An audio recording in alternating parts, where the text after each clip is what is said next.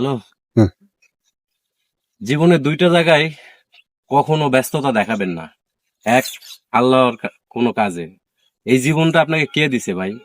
এই জীবন, এই নিঃশ্বাস, আলো বাতাস, এই বিনোদন, এই চাকরি, এই জব, এই যা কিছু আছে সবকিছুতে আল্লাহরই দান। অতএব তাকে কখনো ব্যস্ততা দেখাবেন না। দুই, বাবা মা।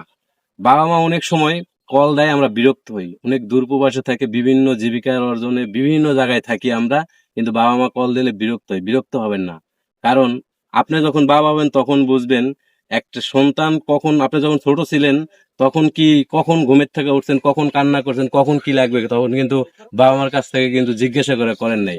তাই যখন মন চাইছে তখন কান্না করছেন, যখন মন চাইছে তখন খেলছেন, যখন মন চাইছে তখন হাঁটছেন। তার আপনাকে পাহারা দেওয়ার জন্য বাবা মা রাতের পর রাত জেগে থাকছে।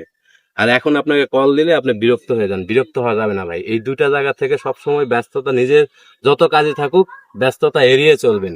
এই দুটা জায়গাকে কখনো আপনি ব্যস্ততা দেখাবেন না। এই দুটা জায়গা আপনাকে সবসময় প্রায়োরিটি দিতে হবে। যদি ভিডিও ভালো লাগে সবাই লাইক করবেন, কমেন্টস করবেন। ধন্যবাদ সবাইকে।